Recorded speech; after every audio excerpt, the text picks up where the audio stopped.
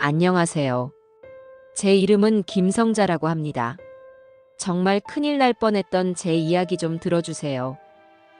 여보세요. 호식이니? 호식이지? 호식아, 너 어디야? 엄마도 당장 도망치세요. 엄마도 위험해요. 남편의 기일이었습니다. 가을볕이 유난히 따가운 날이었죠. 저는 아들 호식이와 함께 산소로 향했습니다. 며느리 우지은은 따라오지 않았어요. 어머니, 어젯밤부터 몸이 좀 안 좋네요. 저는 집에서 쉴게요. 아침상에서 숟가락을 드는 둥 마는 둥 하더니 방으로 들어가 버렸습니다. 저는 아무 대꾸도 하지 않았어요. 오히려 그 편이 마음 편하다고 생각했습니다. 지은이가 따라 나서면 피곤한 일이 한두 가지가 아니었으니까요. 산을 오르려면 편한 신발을 신어야 하는데 지은이는 늘 구두를 고집했습니다. 벌레가 많다고 투덜대고 덥다고 짜증을 냈죠. 남편 기일에 와서까지 그런 모습을 보고 싶지 않았습니다. 차 안은 조용했어요. 호식이는 운전대를 잡은 채 앞만 보고 있었습니다. 호식아. 네, 엄마. 지은이 많이 아프다더냐? 그냥 좀 피곤한가 봐요. 아들의 목소리에 힘이 없었습니다. 요즘 들어 부쩍 어두워진 아들의 얼굴이 마음에 걸렸죠. 사업이 어렵다는 말은 들었지만 저렇게까지 기가 죽어 있을 줄은 몰랐습니다. 힘든 일 있으면 말하거라. 아니에요, 엄마. 별일 없어요. 호식이는 애써 웃어 보였습니다. 저는 더 묻지 않았어요.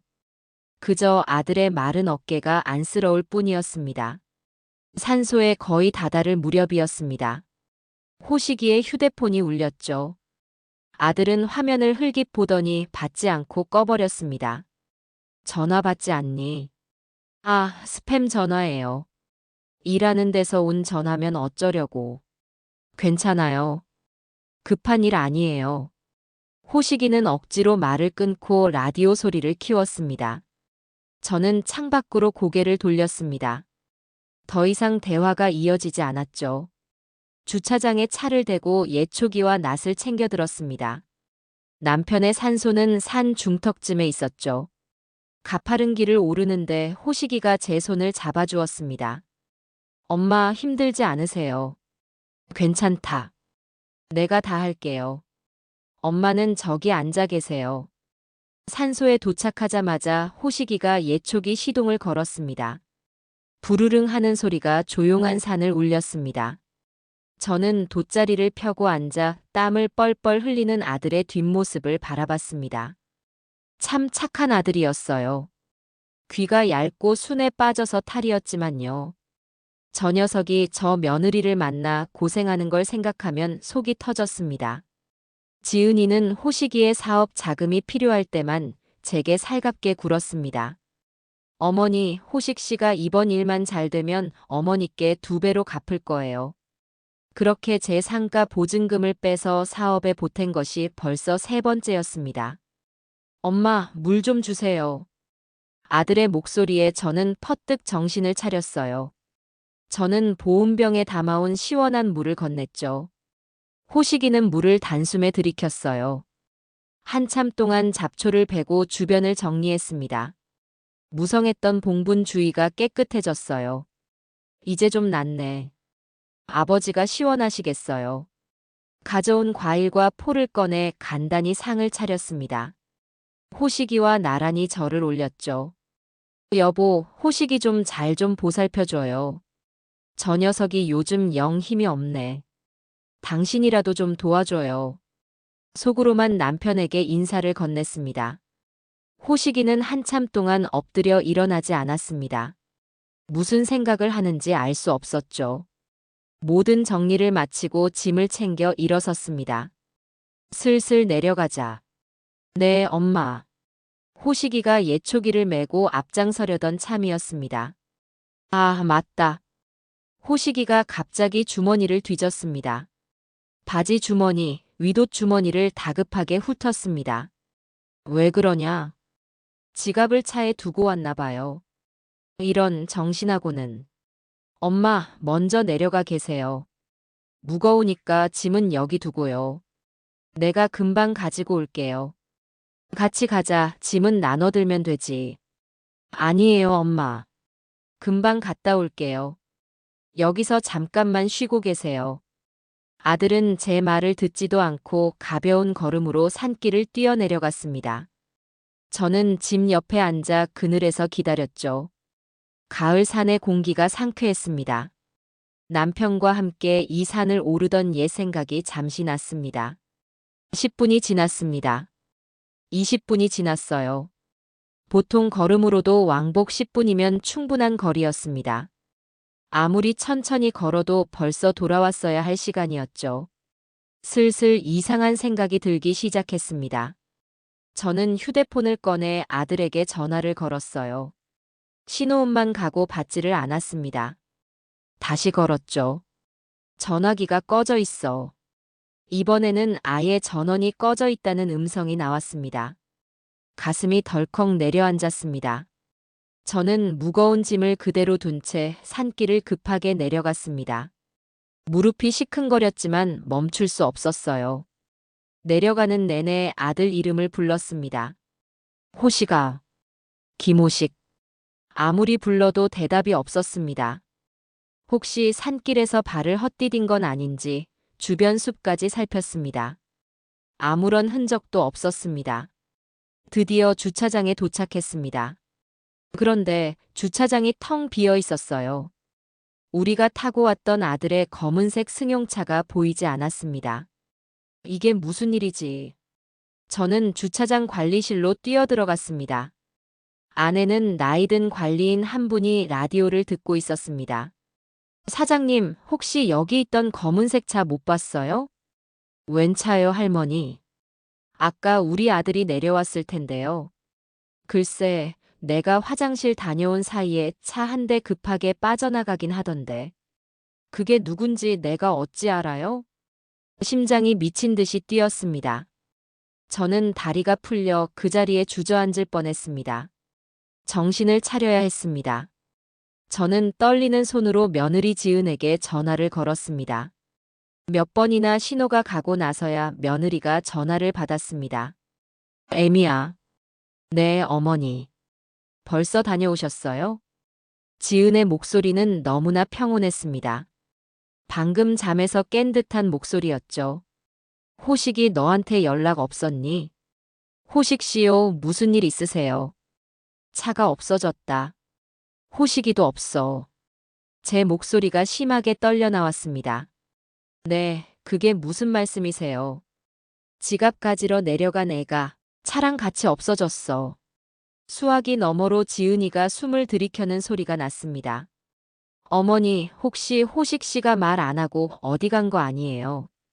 급한 일 생겨서 회사 간 거 아닐까요? 그럴 리가 있니? 나를 여기 산에 두고. 일단 집으로 와보세요. 제가 여기저기 연락해 볼게요. 지은은 당황한 기색이었지만 어딘가 이상했습니다. 너무 침착했어요. 보통 남편이 사라졌다고 하면 울고불고 난리가 나야 정상이었습니다. 저는 결국 그 자리에 있던 다른 등산객의 도움을 받아 택시를 불렀습니다. 그리고 집이 아닌 경찰서로 가달라고 했습니다. 실종 신고를 해야 했습니다. 경찰은 제 말을 반신반의하는 눈치였습니다. 아드님이 성인이시잖아요, 어머님. 다툰 건 아니시고요. 어디 바람 쐬러 갔을 수도 있습니다. 아닙니다. 그럴 애가 아니에요. 전화기도 꺼져 있어요. 차를 가지고 갔다는 건 본인 의지로 갔을 가능성이 높습니다. 아닙니다. 제발 찾아주세요. 무슨 일이 생긴 게 분명해요. 저는 완강하게 주장했습니다. 경찰은 마지못해 실종 신고를 접수했습니다. 지친 몸을 이끌고 집으로 돌아왔습니다. 지은이가 초조한 얼굴로 저를 맞이했죠. 어머니, 어떻게 됐어요? 호식 씨는요? 경찰에 신고했다. 신고까지 하셨어요. 며느리의 눈이 순간 커졌다가 이내 슬픈 표정을 지었습니다. 세상에, 어떻게. 호식 씨 무슨 일 생긴 거 아니겠죠? 경찰에서는 뭐라고 해요? 별말 없었다. 기다려보라고만 하더구나. 저는 소파에 쓰러지듯 앉았습니다. 그렇게 꼬박 이틀이 흘렀습니다. 지옥 같은 시간이었죠. 이틀 동안 며느리는 제 옆에서 울고불고 난리를 쳤습니다. 어머니, 호식 씨가 사업 때문에 힘들어했어요.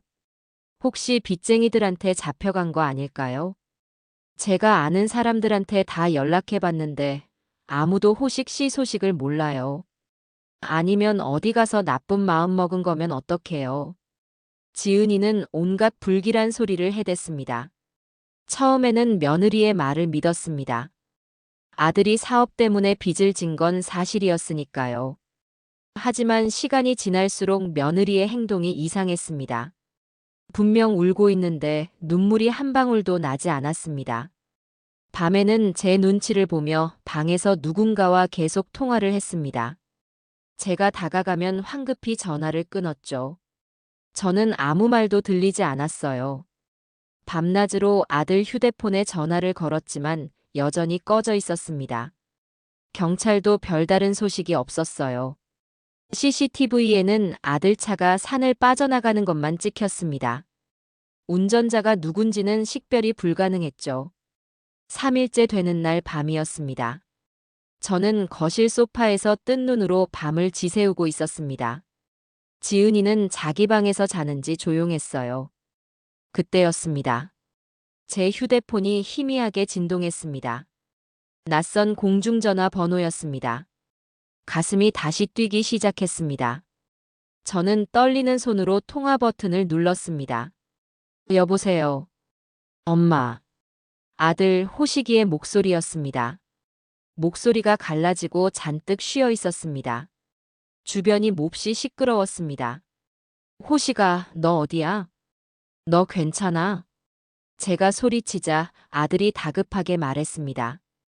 엄마 내 말 잘 들어요. 지금 당장 도망치세요. 도망? 그게 무슨 말이니? 우지은이 전부다. 엄마도 위험해요. 당장.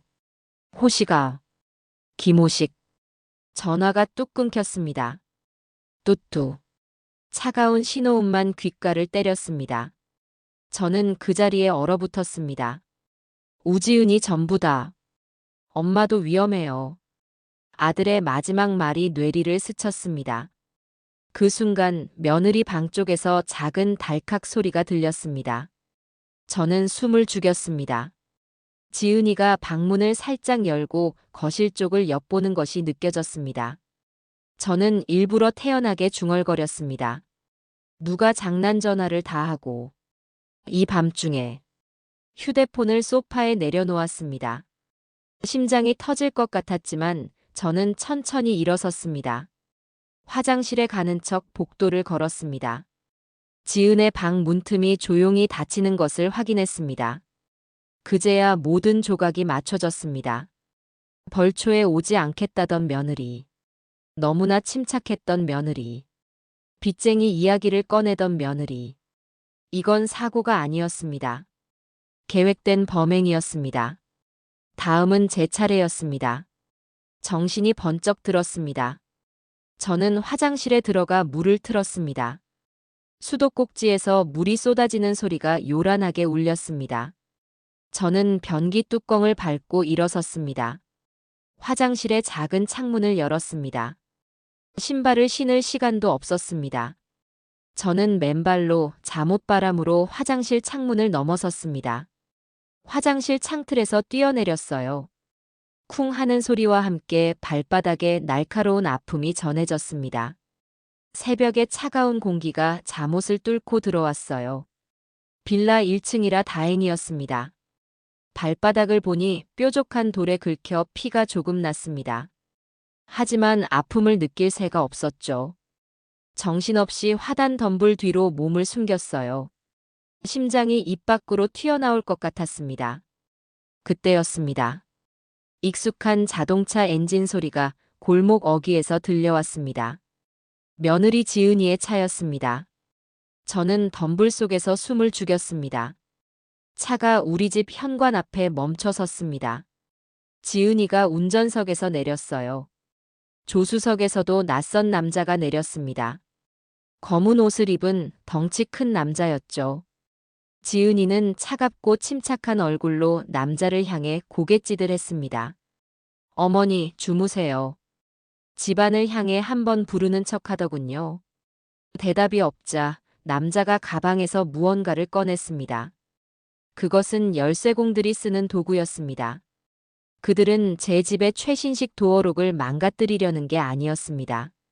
아예 통째로 교체하려는 속셈이었죠. 저는 그제야 아들의 경고를 완전히 이해했습니다. 그들은 저를 이 집에 가두거나 아니면 제가 없는 사이 이 집을 차지하려 했던 겁니다. 만약 제가 아들의 전화를 받고도 망설였다면 지금쯤 어떻게 되었을까요? 생각만 해도 등골이 오싹했습니다. 저는 녀석들이 도어록에 집중하는 사이 담벼락 그림자를 따라 골목을 빠져나왔습니다. 맨발이었습니다. 발바닥이 아스팔트에 쓸려 쓰라렸습니다. 하지만 멈출 수 없었어요. 큰 길로 나오자마자 택시를 잡았습니다. 택시 기사가 제 행색을 보고 기겁을 했습니다. 손님, 무슨 일 있으십니까? 발은 왜 그러세요? 집에 가스가 새는 것 같아서요. 너무 급해서 신발도 못 신고 나왔어요. 빨리 좀 가주세요. 저는 50년 지기 친구 영숙이의 아파트 이름을 댔습니다. 기사는 더 묻지 않고 속도를 냈습니다. 백미러로 우리 집 골목이 멀어지는 것을 보았습니다. 저는 그제야 참았던 숨을 몰아쉬었습니다. 눈물이 쏟아질 것 같았지만 지금은 울 때가 아니었습니다. 살아야 했습니다. 아들을 찾아야 했어요. 영숙이네 아파트에 도착한 것은 새벽 4시가 다 되어서였습니다. 저는 경비실을 겨우 통과해 영숙이네 현관문을 두드렸습니다. 한참 만에 잠옷바람에 영숙이가 문을 열었습니다. 제 모습을 보자마자 영숙이의 눈이 동그래졌습니다. 성자야. 너 이게 무슨 꼴이야? 발은 왜 그래 세상에. 저는 영숙이를 붙잡고 그 자리에 주저앉았습니다. 영숙아 나 좀 살려줘. 일단 들어와 어서. 영숙이는 저를 부축해 집 안으로 들였습니다. 따뜻한 거실 바닥을 밟자 온몸의 긴장이 풀리는 듯 했습니다. 영숙이가 따뜻한 물을 가져왔습니다. 무슨 일이야? 호식이나 지은이한테 무슨 일 생겼어? 저는 떨리는 목소리로 지난 3일간의 일을 털어놓았습니다. 아들의 실종, 며느리의 이상한 태도, 방금 전의 전화, 그리고 맨발로 탈출하기까지. 이야기를 듣는 내내 영숙이의 표정이 굳어갔습니다. 그럴 수가. 지은이가 그 착해 보이던 애가. 착한 게 아니었어. 전부 연기였어. 영숙아, 나 무서워. 호식이 어떡해. 진정해, 성자야. 일단 발부터 치료하자. 영숙이는 구급상자를 가져와 제 발의 상처를 소독하고 붕대를 감아주었습니다. 그리고 이거 입어. 영숙이가 자기 옷 중에서 편한 겉옷과 바지를 꺼내주었습니다.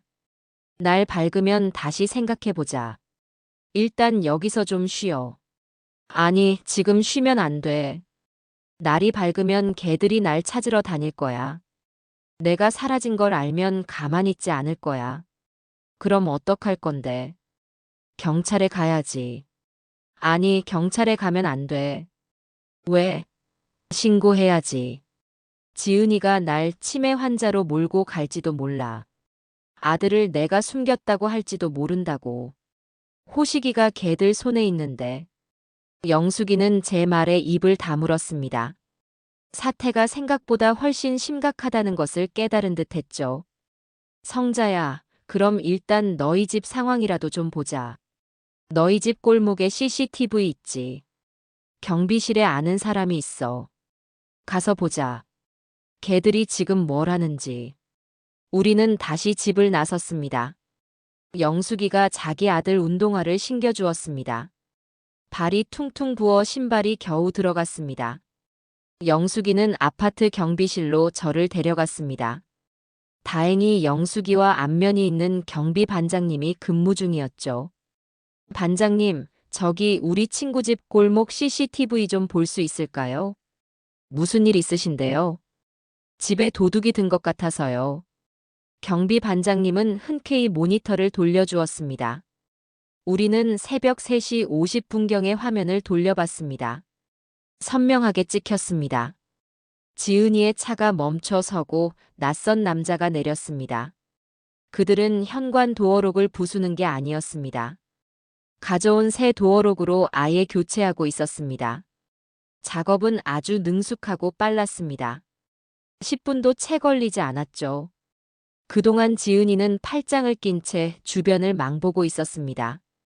그 모습이 어찌나 차갑고 무섭던지 제가 알던 며느리가 아니었습니다. 도어록 교체가 끝나자 지은이가 자기 지문으로 문을 열고 들어갔습니다. 남자도 따라 들어갔죠. 제 집이, 남편과 제 평생이 담긴 그 집이 그렇게 낯선 자들에게 점령당했습니다. 저런 것들을 봤나. 영숙이가 주먹을 부들부들 떨었습니다. 저것들 당장 신고해야. 아니, 기다려. 저는 영숙이의 팔을 잡았습니다. 지금 신고하면 지은이는 저 남자를 보안업체 직원이라고 할 거야. 시어머니가 치매라 문을 잠그고 집을 나가서 어쩔 수 없이 아들과 상의해 문을 바꿨다고 하겠지. 우리는 증거가 더 필요해. CCTV 화면을 휴대폰으로 전부 녹화했습니다. 이게 첫 번째 증거였습니다. 영숙이 집으로 돌아오는 길에 동이 트기 시작했습니다. 저는 평생 처음으로 제 집을 잃었습니다. 그리고 제 아들이 어디에 있는지도 몰랐습니다. 두려움보다 분노가 치밀어 올랐습니다. 그래, 우지은. 너가 얼마나 치밀하게 준비했는지 모르겠지만 이 김성자 그렇게 호락호락하지 않아. 나는 절대 무너지지 않아. 내 아들도 내 재산도 내 집도 내가 다 되찾고 말 겁니다. 영숙이 집에서 뜬 눈으로 아침을 맞았습니다. 영숙이는 아침 일찍 죽을 끓여줬습니다. 성자야, 뭐라도 좀 먹어. 이럴수록 정신 차려야 해. 목이 메어 죽이 넘어가지 않았습니다. 간신히 몇 숟가락 뜨고 있는데 주머니 속 휴대폰이 울렸습니다. 가슴이 철렁 내려앉았죠. 호식이일까봐 급히 확인했지만 발신자는 땡땡은행 김 지점장이었습니다. 제가 수십 년째 거래해온 은행의 VIP 센터 지점장이었습니다. 여보세요, 김성자입니다. 아, 사모님. 이른 아침부터 죄송합니다. 지점장의 목소리가 평소와 달리 조심스러웠습니다. 다름이 아니라 지금 아드님 김호식님과 며느님 우지은님이 센터에 와 계십니다. 온몸에 피가 차갑게 식었습니다. 벌써 은행까지 갔단 말인가. 그런데요. 어머니께서 급히 쓰실 때가 있다고 하셔서 사모님 명의의 정기예금 전액 해지를 요청하셨습니다. 금액이 워낙 크고 평소와 다르셔서요. 본인 확인차 전화드렸습니다. 저는 입술을 깨물었습니다. 그 예금은 제 상가 보증금과 제 노후 자금이었습니다. 제 전 재산이나 다름없었죠. 지점장님. 네, 사모님. 제가 그런 요청한 적 없습니다. 네, 무슨 말씀이신지. 수화기 너머로 지점장이 당황하는 기색이 역력했습니다. 지금 제 아들, 제정신이 아닐 겁니다. 며느리 우지은이 시키는 대로 하는 걸 거예요. 절대로 단 10원도 내주시면 안 됩니다. 사모님, 하지만 어머님 위임장과 인감증명서까지 다 가져오셨는데요. 방금 도장도 확인했습니다만. 그거 다 가짜입니다. 아니면 제 아들을 이용해서 훔친 겁니다. 지점장님. 지금 당장 제 명의의 모든 계좌를 지급 정지해 주십시오. 제가 직접 방문하기 전까지는 그 누구도, 심지어 아들 김호식이라도 돈을 뺄 수 없게 막아주세요. 사모님, 이게 지금. 부탁합니다. 제 목숨이 달린 일입니다. 제 절박한 목소리에 지점장이 잠시 침묵했습니다. 알겠습니다, 사모님. 일단 그렇게 조치하겠습니다. 가급적 빠른 시일 내에 방문해 주십시오. 고맙습니다. 정말 고맙습니다. 전화를 끊자마자 다리에 힘이 풀렸습니다. 영숙이가 저를 부축했습니다. 은행까지 갔다고. 세상에 저것들 봐라. 조금만 늦었으면 어쩔 뻔했니? 내 위임장에 인감까지 걔들이 다 훔쳐갔던 거야. 어쩐지 요즘 내 방을 자꾸 기웃거리더라니. 지은이는 처음부터 제 재산을 노리고 호식이에게 접근했던 겁니다. 아들의 사업 실패도 혹시 며느리와 연관된 게 아닐까 하는 의심이 들었습니다. 호식이가 그저 순진하게 이용당한 것이길 바랄 뿐이었습니다. 호식아, 제발 무사히만 있어다오. 저는 이를 악물었습니다. 그날 저녁이 되었습니다. 뉴스에서는 아무런 소식도 나오지 않았습니다. 영숙이가 끓여준 저녁밥을 먹는 둥 마는 둥 하고 있는데 다시 전화가 울렸습니다. 또다시 낯선 공중전화 번호였습니다. 저는 심장이 멎는 것 같았습니다. 영숙이에게 조용히 하라는 손짓을 하고 전화를 받았습니다. 여보세요. 엄마. 호식이었습니다. 어제보다 목소리가 더 심하게 잠겨 있었습니다. 호식아, 너 괜찮은 거니? 어디야? 엄마 미안해요. 내가 다 망쳤어요. 아들은 울고 있었습니다. 그게 무슨 소리야? 너 어디 갇혔어? 지은이가 내 도장으로 내 회사 다 넘겼어요. 나 횡령범 됐어요. 뭐라고? 지은이가 준 서류가. 그게 회사 양도 계약서였어요. 나는 투자 계약서인 줄 알았어요. 호식이의 말은 충격적이었습니다. 며느리가 아들 몰래 회사를 빼돌린 것이었습니다. 그뿐만이 아니에요, 엄마. 사채 빚을 내 이름으로 잔뜩 냈어요. 내 인감으로 엄마 상가 건물도 담보로 잡혔어요. 뭐라고? 상가까지? 아니야. 그건 안 돼. 그 상가는 내 명이야. 엄마, 내가 전에 엄마 심부름 한다면서 인감증명서 떼어놓은 게 있었어요. 지은이가 그걸로. 저는 하늘이 무너지는 것 같았습니다. 은행의 예금은 막았지만 이미 상가까지 손을 썼을 줄은 몰랐습니다. 아들은 제 재산을 지키려던 게 아니라 이미 며느리의 공범이 되어 있었던 겁니다. 물론 속아서 한 일이겠지만요. 호식아, 엄마 걔네 혼자가 아니에요. 무슨 소리야? 조직이에요. 나 같은 사람들을 노리는 전문 조직이에요. 처음엔 빚 갚아준다고 해서 시키는 대로 했는데 이제 날 가둬놓고 엄마 재산까지 다 뺏으려고 해요. 나 무서워요, 엄마. 여기서 꺼내주세요. 아들의 울부짖음과 함께 전화가 또 끊겼습니다. 저는 휴대폰을 쥔 채 그 자리에 망연자실했습니다. 영숙이가 제 어깨를 잡았습니다. 성자야, 정신 차려. 이게 다 무슨 소리야? 상가가 넘어갔대. 호식이가 빚 때문에. 내 아들이 나한테. 눈물이 앞을 가렸습니다. 하지만 지금 무너질 수는 없었습니다. 이건 단순한 가족 간의 갈등이나 재산 다툼이 아니었습니다. 며느리가 아니라 우지은이라는 악마가 이끄는 범죄 조직이었습니다. 그들은 호식이를 인질로 잡고 이미 빼앗을 수 있는 것은 다 빼앗았습니다.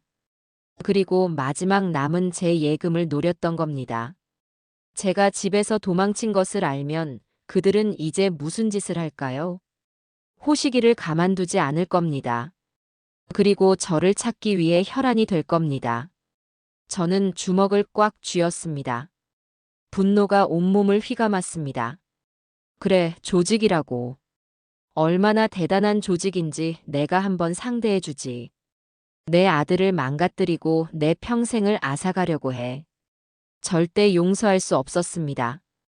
저는 당장 움직여야 했습니다. 당장 경찰서 가자, 성자야. 영숙이가 제 외투를 챙기며 말했습니다. 이건 사람을 붙잡아 억류한 거야. 상가 사기까지. 이 정도면 경찰이 움직일 수밖에 없어. 저는 고개를 가로저었습니다. 영수가 지금 경찰서로 가면 안 돼. 왜? 호식이가 위험해서 그래. 그것도 있지만 우리가 진다는 게 무슨 소리야? 너가 피해자인데. 내가 지금 이 꼴로 경찰서에 가서 며느리가 범죄 조직이고 아들을 끌고 갔다고 말하면 경찰이 믿을까? 영숙이는 대답하지 못했습니다. 우지은은 이미 모든 준비를 마쳤을 거야. 경찰이 자기한테 연락하면 눈물 콧물 쏟으면서 이렇게 말하겠지. 우리 어머니가 충격으로 정신이 오락가락하세요. 아들이 사업 실패로 힘드니까 그걸 다 며느리 탓으로 돌리세요. 아들은 지금 충격받아서 요양원에 쉬러 갔는데 그걸 오해하세요? 말도 안 돼. 호식이가 전화했잖아. 그 전화 증거가 될까? 공중전화야. 발신자 추적도 안 돼. 녹음도 못했어. 오히려 며느리는 어머니가 아들 목소리 환청을 듣는다고 몰아붙일 거야. 저는 냉정하게 상황을 판단했습니다. CCTV는 그건 시어머니가 집을 나가서 도어록 바꾼 거라고 둘러대면 그만이야. 은행 전화는 어머니가 노후 자금 주신다고 약속했던 건데 갑자기 변심하셨다고 하겠지. 결정적으로 걔들 손에는 호식이가 있어. 호식이한테 약을 먹여서라도 엄마가 이상해요. 한마디만 하게 만들면 나는 재산 뺏길까봐 아들까지 정신병자 만드는 노망난 노인네가 되는 거야. 영숙이는 제 말을 듣고는 얼굴이 하얘졌습니다. 그럼 어떡해? 이대로 당하고만 있어. 아니, 법으로 가야 해. 경찰이 아니라 법이 필요해. 우지은이 날 정신적으로 문제 있는 사람으로 만들기 전에 내가 먼저 선수를 쳐야 해. 저는 머릿속으로 아는 사람들을 모두 떠올렸습니다. 제가 믿고 이 일을 맡길 수 있는 사람. 힘이 있고 똑똑하고 며느리의 계략에 넘어가지 않을 사람. 한 사람의 얼굴이 떠올랐습니다. 제 여동생의 딸, 조카 박수진이었습니다. 수진이 그 변호사 된 조카. 그래. 근데 성자야, 너 수진이네랑 연락 끊은 지 10년 넘었잖아. 동생 장례식장에서도 너 문전박대당했잖아. 영숙이의 말대로였습니다. 제 여동생이 세상을 떠날 때 제부가 저에게 사업 자금을 빌려달라고 매달렸습니다. 저는 호식이 사업에 이미 큰돈이 들어간 터라 거절했습니다. 제부는 그것 때문에 아내가 죽었다며 저를 원망했고 조카 수진이도 제게 등을 돌렸습니다. 그 뒤로 한 번도 연락한 적이 없었죠. 그래도 지금은 수진이밖에 없어. 그 애 아주 냉철하고 똑똑해. 내 편이 되어준다면. 만약 수진이도 너를 원망하고 있으면 어떡해. 그럼 할 수 없지. 하지만 시도는 해봐야 해. 이대로 앉아서 당할 수는 없어. 저는 휴대폰으로 박수진 변호사를 검색했습니다. 서울에서 가장 큰 법무법인 중 한 곳에서 파트너 변호사로 일하고 있었습니다. 저는 로펌의 대표 번호로 전화를 걸었습니다. 박수진 변호사님 연결 부탁합니다. 성함이 어떻게 되시죠? 개인적인 용무입니다. 김성자라고 전해주세요. 한참 동안 연결음이 울렸습니다. 저는 손에 땀이 나는 것을 느꼈습니다. 전화 바꿨습니다. 차갑고 사무적인 목소리. 수진이었습니다. 수진아. 이모. 수진이의 목소리가 순간 흔들리는 것을 느꼈습니다. 무슨 일이시죠? 수진이는 곧바로 냉정을 되찾았습니다. 수진아, 이모가 죽을 위기다. 너 아니면 안 돼. 자세한 이야기는 전화로 할 수 없어. 지금 너가 있는 곳으로 가도 될까? 수화기 너머로 긴 침묵이 흘렀습니다. 저는 마른 침을 삼켰습니다. 주소 보내드릴게요. 30분 안에 오세요. 저 다음 재판 가야 합니다. 전화가 끊겼습니다. 가자, 영숙아. 수진이가 만나주겠대. 영숙이는 아무 말 없이 저를 차에 태웠습니다. 서울 서초동의 거대한 법무법인 건물에 도착했습니다. 로비에서부터 위압감이 느껴졌습니다. 약속된 층으로 올라가자 수진이가 사무실 앞에서 저를 기다리고 있었습니다. 검은색 정장을 입은 수진이는 제 여동생을 빼닮았지만 눈빛은 훨씬 차갑고 강했습니다. 수진이는 제 맨발에 감긴 붕대와 영숙이의 아들 운동화를 신은 제 모습을 힐끗 보았습니다. 아무것도 묻지 않았습니다. 들어오시죠. 수진이의 사무실은 넓고 깨끗했습니다. 영숙이는 문 입구에 서 있었습니다. 이모님은 누구시죠? 내 친구다. 내 사정 다 알아. 변호사 선임 전 상담 내용은 비밀 유지가 원칙입니다. 이모님도 안에 계세요. 수진이는 영숙이에게도 자리를 권했습니다. 저는 자리에 앉자마자 모든 것을 털어놓았습니다. 벌초 날부터 아들의 실종, 며느리의 연기, 은행의 연락, 아들의 두 번째 전화, 그리고 상가가 담보로 잡힌 것까지. CCTV 녹화 영상도 보여주었습니다. 수진이는 단 한 번도 제 말을 끊지 않았습니다. 표정 변화 없이 제 이야기와 영상을 끝까지 지켜봤습니다. 제 이야기가 모두 끝났습니다. 수진이는 한참 동안 창밖을 바라보더니 저를 똑바로 쳐다봤습니다. 이모, 상황이 아주 안 좋습니다. 이건 단순한 사기 사건이 아니에요.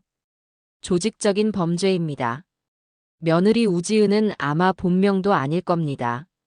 이모 말씀대로 지금 경찰서로 가는 건 바보 같은 행위입니다. 수진이는 정확하게 핵심을 짚었습니다. 놈들이 노리는 건 성년 후견 개시 심판일 겁니다. 이모를 정신적으로 사물을 처리할 능력이 지속적으로 결여된 사람으로 만들려는 거예요. 호식이 오빠를 앞세워서요. 판사가 이모님에게 정신 감정을 명령하는 순간 게임은 끝납니다. 놈들이 매수한 의사가 이모님에게 중증 치매 판정이라도 내리면 이모님은 모든 재산에 대한 권리를 잃고 정신병원에 갇히게 될 겁니다. 그럼 난 어떡해? 아들은 시간 문제입니다. 우리가 먼저 선수를 쳐야 합니다. 이모님의 재산에 그 누구도 손댈 수 없게 원천 봉쇄해야 합니다. 수진이의 눈빛이 얼음장처럼 차가워졌습니다. 아버지 돌아가실 때 이모 많이 원망하셨죠. 그랬지. 저는 아버지랑 다릅니다. 저는 돈 때문에 가족이 망가지는 것도 싫지만 이렇게 대놓고 사기치는 것들은 더 못 봅니다. 수진이가 서류철을 꺼내 들었습니다. 이모, 이 사건 제가 맡겠습니다. 지금 당장 하셔야 할 일이 있습니다. 저는 그제야 희미한 빛을 보았습니다. 수진이는 저를 구해줄 유일한 동아줄이었습니다. 뭐든 하마. 시키는 대로 다 할게. 내 아들 호식이만 구해준다면. 호식이 오빠는 그 대가를 치러야 할 겁니다.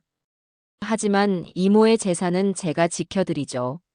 수진이의 단호한 말에 저는 다시 일어설 힘을 얻었습니다. 수진이의 사무실은 거대한 성체 같았습니다.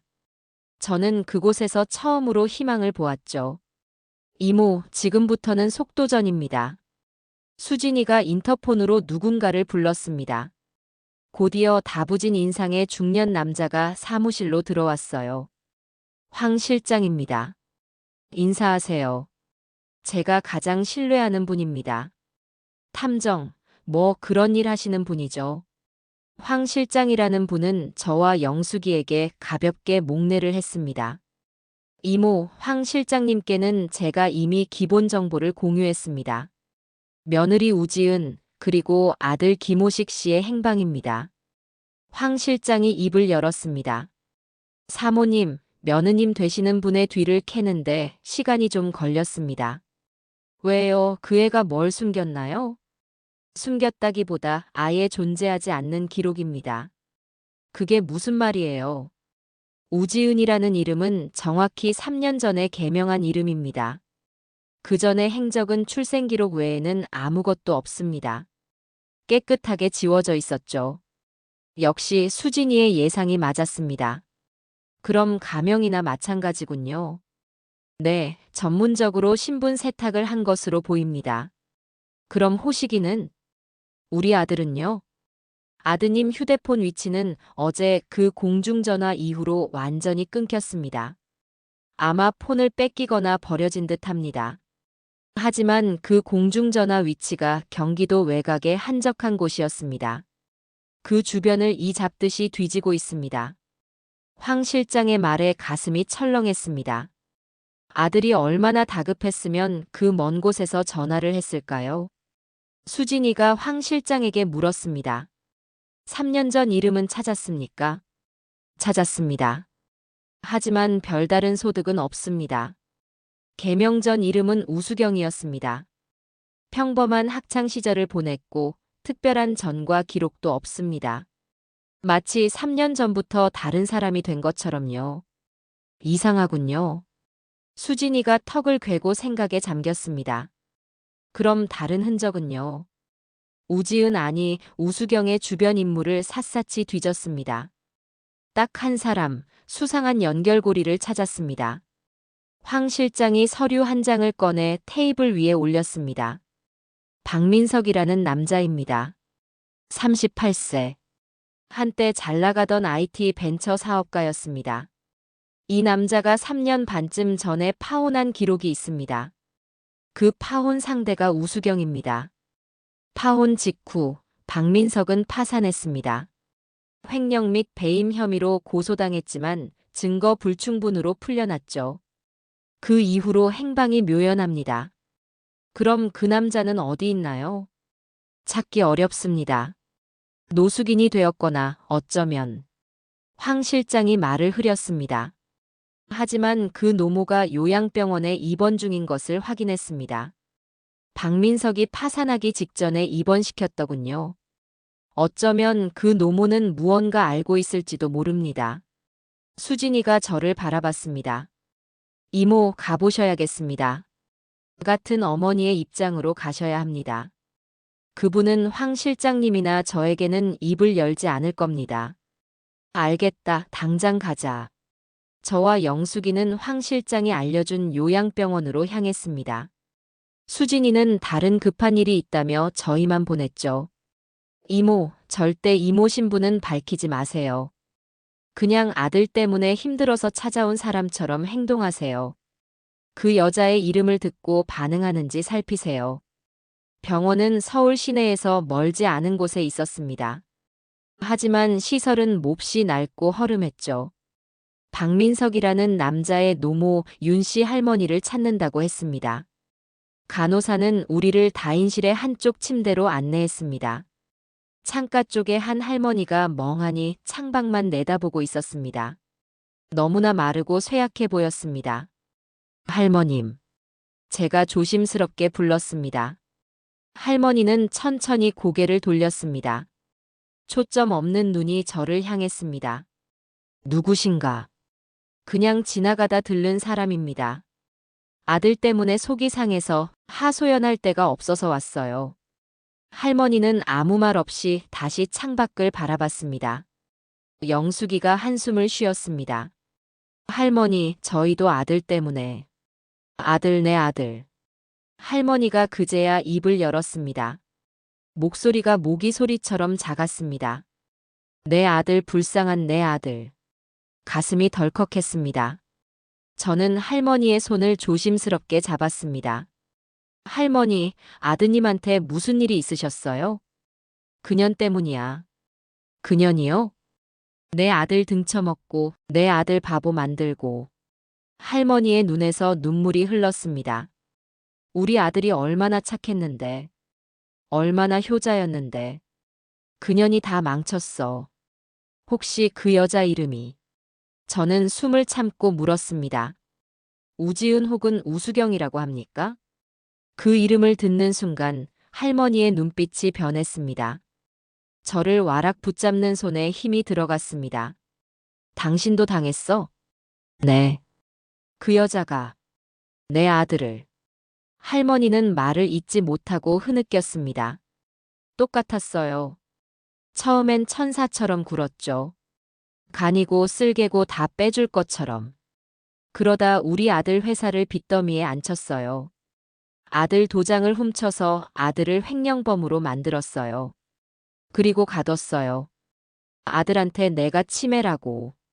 내가 아들 돈을 다 쓴다고. 내 아들은 그 말을 믿었어요. 자기가 무슨 짓을 했는지도 모르고 그 여자가 주는 약을 밥 먹듯이 먹었어요. 정신이 오락가락했죠. 저는 온몸에 소름이 돋았습니다.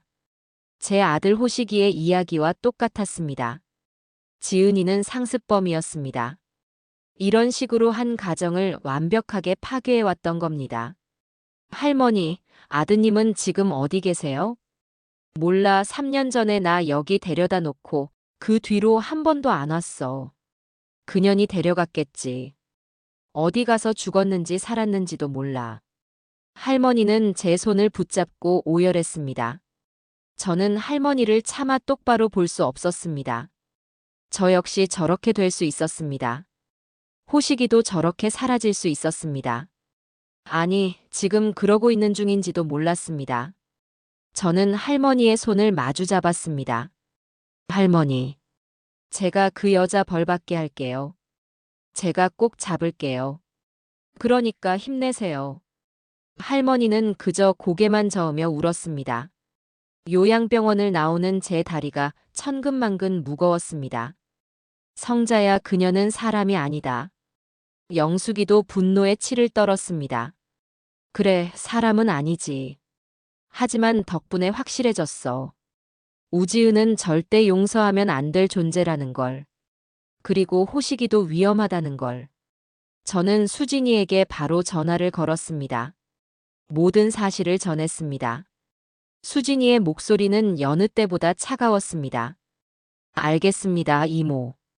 이제부턴 한치의 망설임도 없이 진행합니다. 수진이의 사무실로 돌아오자마자 수진이는 두꺼운 서류 뭉치를 내밀었습니다. 이모, 지금부터 제가 하는 말을 잘 들으셔야 합니다. 수진이의 얼굴은 비장하기까지 했습니다. 우지은이 노리는 건 이모님의 재산입니다.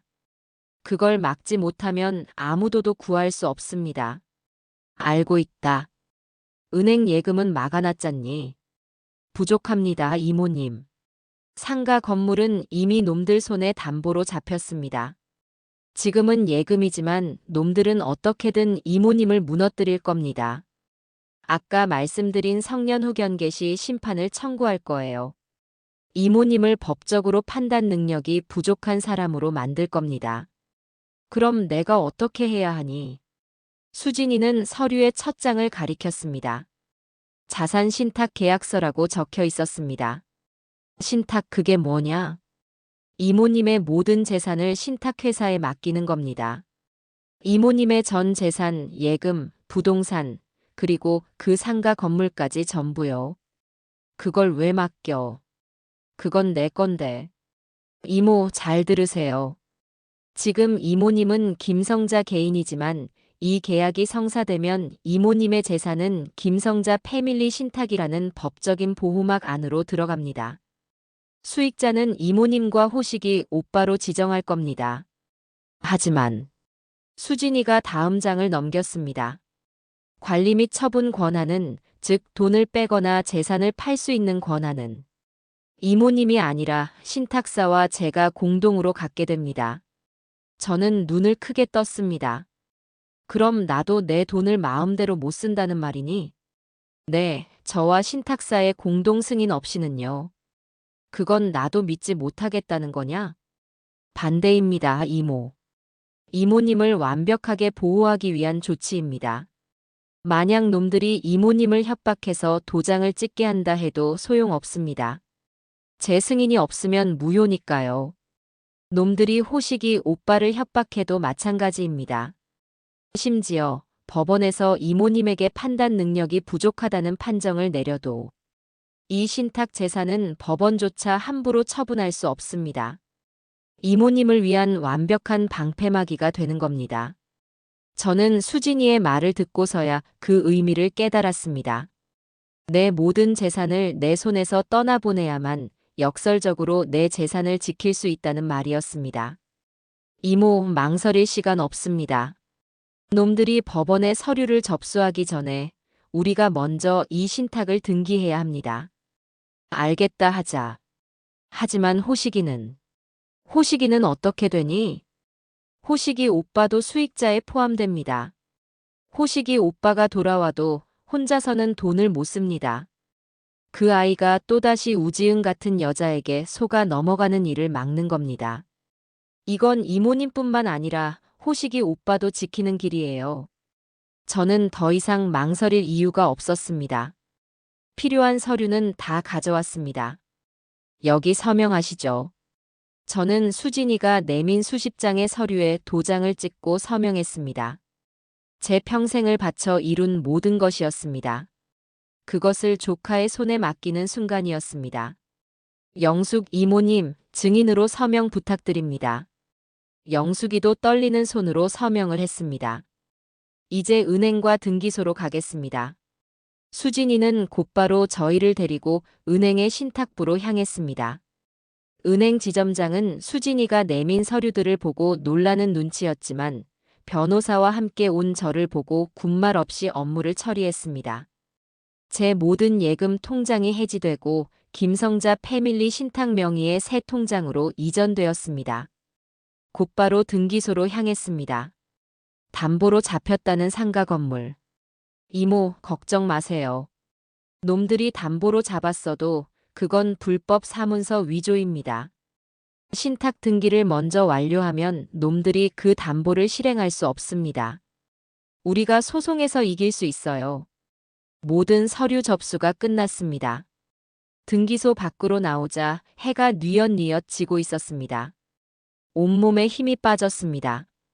이모, 이제 이모님은 빈털터리입니다. 수진이가 옅은 미소를 지으며 말했습니다. 하지만 가장 강력한 방패를 얻으신 겁니다. 이제 놈들은 아무것도 가져갈 수 없습니다. 돈줄이 막힌 놈들은 초조해지기 시작할 겁니다. 저는 텅 빈 주머니를 만져보았습니다. 이상하게도 마음이 편안했습니다. 첫 번째 반격이 시작된 것입니다. 영숙이 집으로 돌아왔습니다. 수진이는 며칠간은 절대 밖에 나가지 말라고 신신당부했습니다.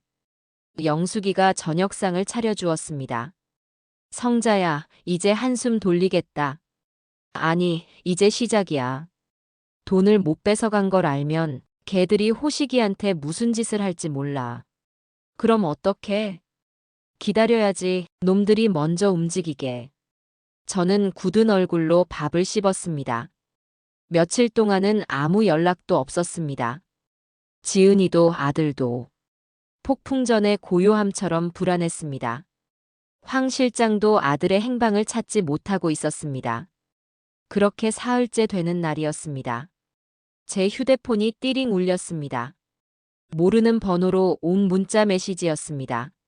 문자를 확인하는 순간 제 심장이 멎는 듯 했습니다. 며느리 우지은이었습니다.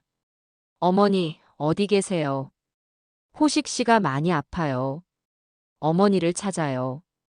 저는 휴대폰을 든 채 굳어버렸습니다. 영수가 문자 왔어. 영숙이가 달려와 제 휴대폰을 들여다봤습니다. 인연이 이제 와서. 뻔뻔하게 호식이 핑계를 대네. 저는 수진이에게 곧바로 전화를 걸어 문자 내용을 읽어주었습니다. 수진이는 아주 침착했습니다. 예상대로입니다, 이모. 놈들이 은행에 갔던 겁니다. 신탁으로 모든 게 묶인 걸 확인한 거죠. 돈줄이 막히니까 바로 호식이 오빠를 미끼로 쓰는 겁니다. 그럼 호식이가 정말 아픈 걸까? 거짓말일 겁니다. 이모님을 밖으로 끌어내려는 수작이죠. 절대 답장하지 마세요. 움직이지도 마세요. 하지만 이모, 놈들이 초조해졌다는 증거입니다. 우리가 이기고 있는 거예요. 수진이의 말에 애써 마음을 다잡았습니다. 하지만 아들이 아프다는 말에 가슴이 찢어지는 것 같았습니다. 그날 밤 두 번째 문자가 왔습니다. 어머니, 제발 전화 좀 받으세요. 호식 씨가 이상해요. 자꾸 헛소리를 해요. 이러다 정말 큰일 나겠어요. 병원비가 필요해요. 병원비. 결국은 돈 이야기였습니다. 저는 분노에 입술을 깨물었습니다. 아들을 저렇게 만들어 놓고 병원비를 달라니. 영숙이가 제 등을 두드려 주었습니다. 성자야, 속지 마. 전현이 하는 말 다 거짓말이야. 알아, 아는데. 내 아들이 저것들 손에 있는데. 내가. 다음 날 아침 황 실장에게서 연락이 왔습니다. 저와 영숙이는 다시 수진이의 사무실로 향했습니다. 황 실장의 얼굴이 어두웠습니다. 찾았습니다. 호식이를요? 네, 경기도 외곽의 한 시설에 갇혀 있습니다. 황 실장이 사진 몇 장을 테이블에 펼쳤습니다. 마음을 치유센터라는 간판이 걸린 2층짜리 건물이었습니다. 하지만 주변은 높은 담장으로 둘러싸여 있었고 창문에는 쇠창살이 박혀 있었습니다. 여기가 뭐 하는 곳이죠? 서류상으로는 사설 심리치료센터입니다. 하지만 실상은 불법 시설이죠. 우지은과 한패인자가 원장으로 있습니다. 제 사람들이 잠입해서 확인했습니다. 아드님 김호식 씨, 그곳 독방에 갇혀 있습니다. 상태는 어떤가요? 좋지 않습니다. 계속 잠만 자거나 횡설수설한다고 합니다. 황 실장의 말에 저는 눈앞이 캄캄해졌습니다. 요양병원에서 만났던 윤 씨 할머니의 아들, 박민석이 떠올랐습니다. 지은이는 호식이도 그렇게 만들고 있었습니다. 당장 쳐들어가서 구해내야 합니다. 제가 자리에서 벌떡 일어났습니다. 이모, 앉으세요. 수진이가 저를 제지했습니다. 지금 쳐들어가면 어떻게 되는지 아세요? 놈들은 환자가 난동을 부려서 보호조치 중이었다고 둘러댈 겁니다. 우린 불법 침입죄로 잡혀가고 놈들은 유유히 빠져나가겠죠. 그럼 어떡해?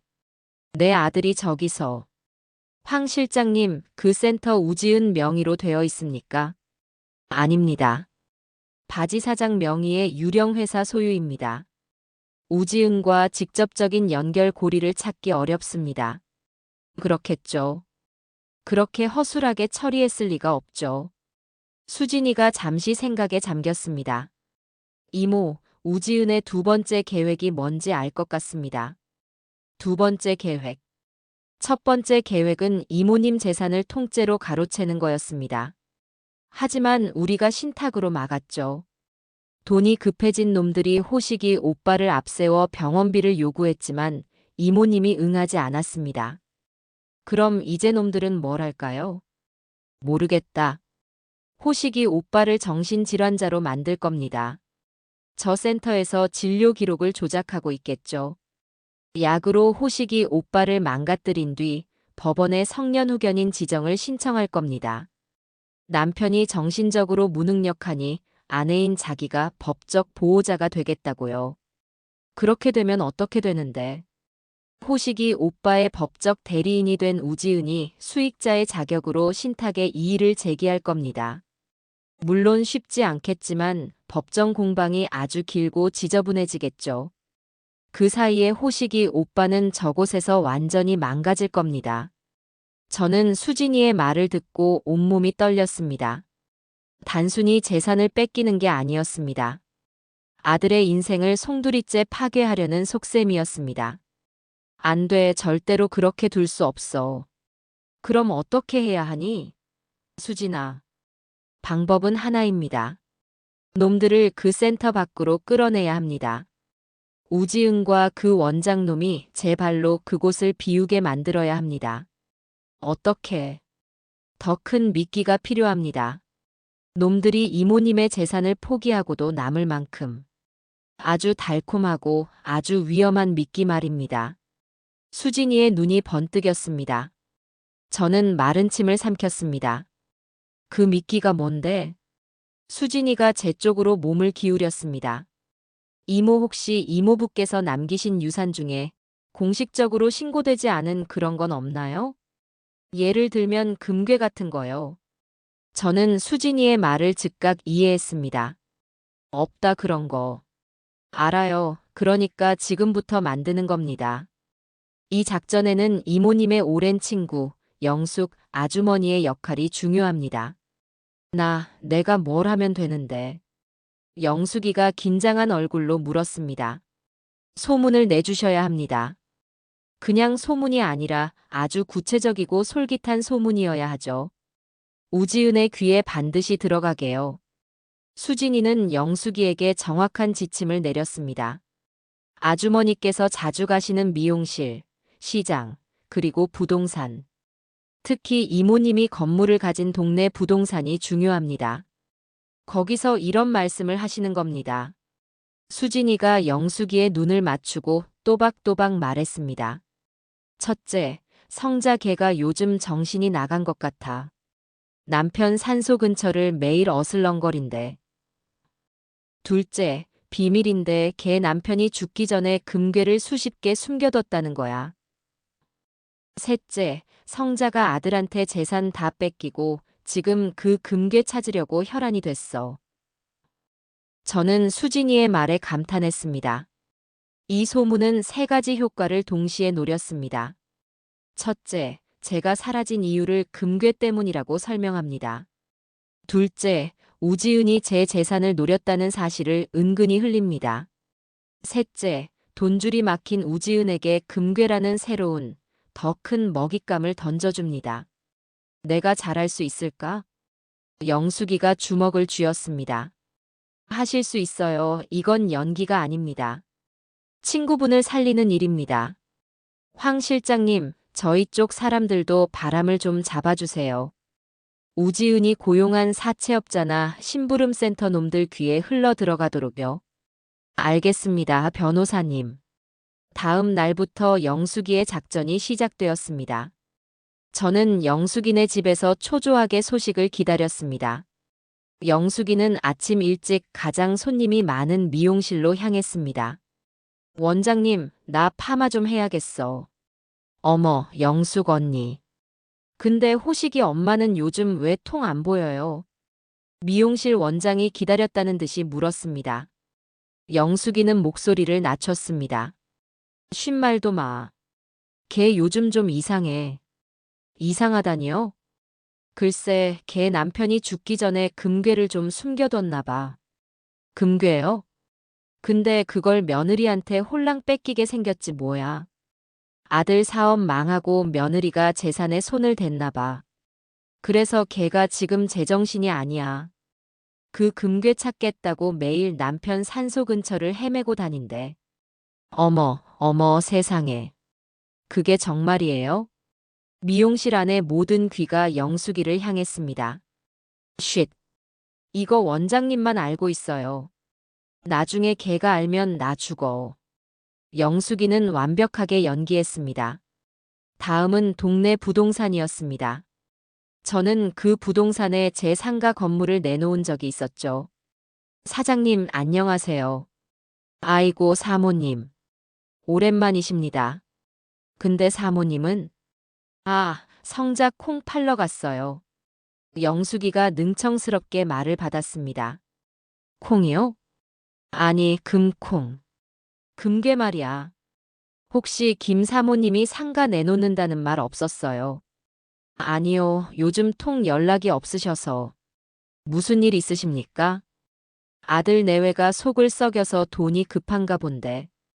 이상한 소문이 돌더라고. 죽은 남편이 땅에 묻어둔 게 있다나. 에이, 설마요. 요즘 세상에. 나도 몰라. 근데 걔가 요즘 산소 근처 땅을 보러 다닌다는 말은 들었어. 정말입니까? 거긴 개발 제한 구역인데. 부동산 사장의 눈이 번뜩였습니다. 금괴보다 땅에 관심이 생긴 듯 했죠. 하지만 그게 뭐든 상관없었습니다. 소문은 퍼지기 시작했습니다. 그날 저녁 황 실장에게서 연락이 왔습니다. 물었습니다. 수진이의 사무실에서 스피커폰으로 황 실장의 보고를 받았습니다. 우지은이 오늘 오후 남편분 산소 근처 부동산 몇 군데를 들렀습니다. 지적도까지 떼어봤더군요. 그리고 저희가 감시 중인 그 마음을 치유센터 원장, 백 원장이라는 자와 급하게 만났습니다. 저는 숨을 죽였습니다. 저희가 두 사람의 대화를 녹음했습니다. 수진이가 재생 버튼을 눌렀습니다. 지직거리는 소리와 함께 우지은의 목소리가 들렸습니다. 백 원장, 그 노인네가 숨겨둔 게 있었어. 숨겨둔 거라니 신탁으로 묶인 거 말고 또. 백 원장이라는 자의 목소리는 교활하게 들렸습니다. 금괴야. 그 노인네가 땅에 묻어뒀대. 그걸 당신이 어떻게 알아? 확실한 정보야. 소문이 쫙 깔렸어. 부동산 사장이 그러더군. 김성자가 요즘 산에서 제정신이 아닌 여자처럼 다닌다고. 그 노인네 내 문자에 답도 안 해. 돈줄이 막혔는데도. 그건 분명 다른 돈줄이 생겼다는 뜻이야. 그게 그 금괴야. 그래서 그게 사실인지 아닌지 어떻게 알아? 사실이어야지. 사실이 아니어도 사실로 만들어야 해. 김성자 그 노인네가 찾기 전에 우리가 먼저 찾아야 해.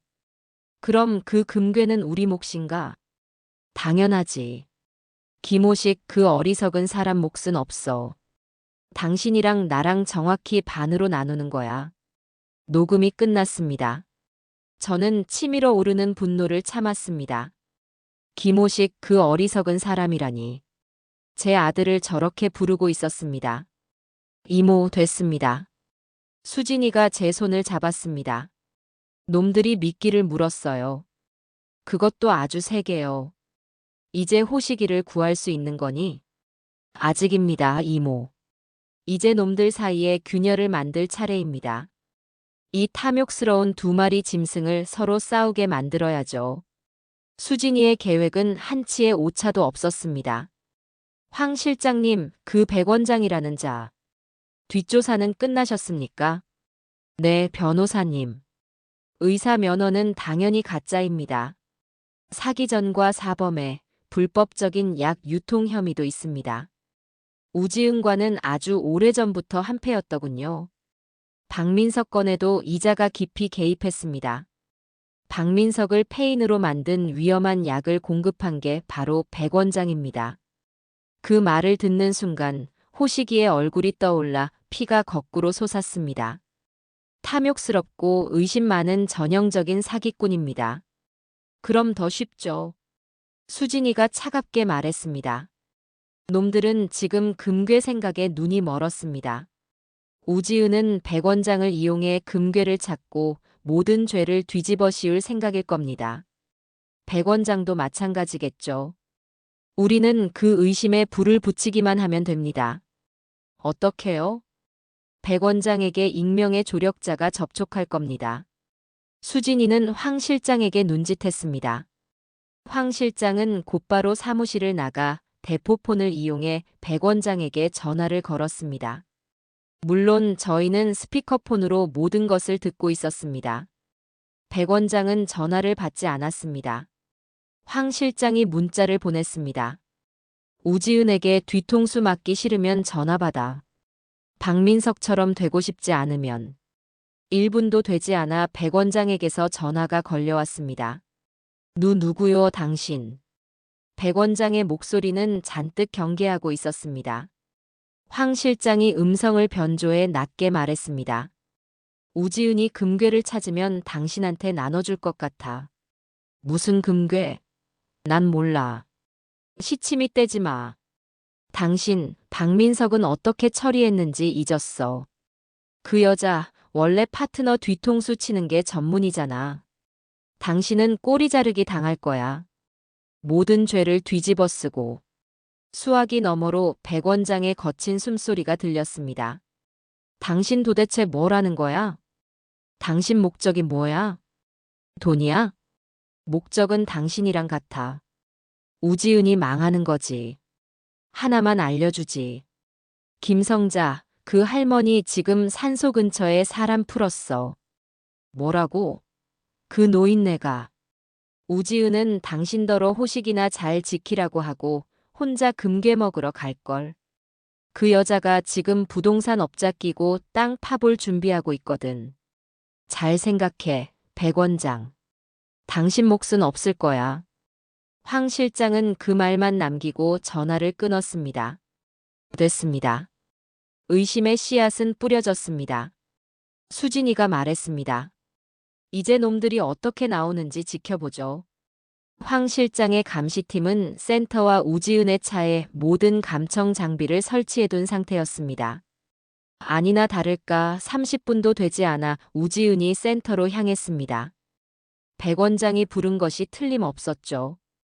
우리는 우지은의 차 안에서 벌어지는 대화를 실시간으로 들었습니다. 백 원장이 차에 타자마자 고성이 터졌습니다. 우지은, 당신 지금 나 속이고 있는 거 아니야? 백 원장, 그게 무슨 소리야? 갑자기 왜 이래? 금괴, 그거 정말 나랑 나눌 생각 맞아? 아니면 나 여기 처박아 두고 혼자 꿀꺽할 생각이야? 지금 그게 무슨 말이야? 우리가 몇 년째 파트너인데. 파트너? 박민석도 파트너였지. 우지은의 목소리가 순간 차가워졌습니다. 누가 당신한테 쓸데없는 소리 했어? 그건 알 거 없고. 김성자가 지금 산소에 사람 풀었다는 소리도 있어. 우리가 늦으면 금괴는 날아가는 거야. 진정해. 그 노인네가 사람 풀 돈이 어디 있어. 내가 다 막았는데. 신탁으로 묶은 건 예금이랑 상가지. 금괴는 아니잖아. 그걸로 사람 샀겠지. 당장 내일 가야겠어. 내일은 안 돼.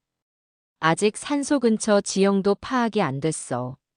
그럼 나 혼자 간다. 당신 몫은 없어. 제정신이야?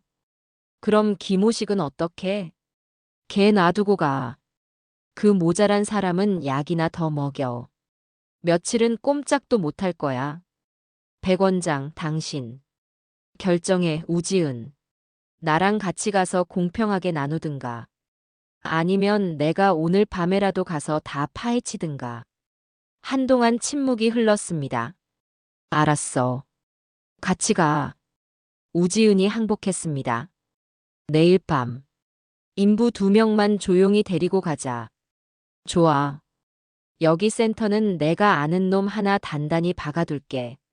절대 아무도 못 들어오게 할 테니까.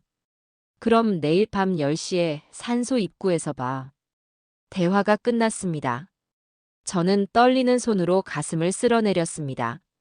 내일 밤이구나. 네, 이모. 내일 밤이 결전입니다. 수진이가 제 손을 굳게 잡았습니다. 황 실장님, 팀 준비해 주세요. 경찰도 대기시켜야 합니다. 경찰 말입니까? 네, 하지만 우리가 직접 부르는 건 아닙니다. 수진이가 영숙이를 바라봤습니다. 영숙 아주머니, 아드님이 형사라고 하셨죠? 그분이 개인적인 도움으로 현장에 동행해 주셔야겠습니다. 공식적으로 출동하면 놈들이 눈치채고 증거를 인멸할 겁니다.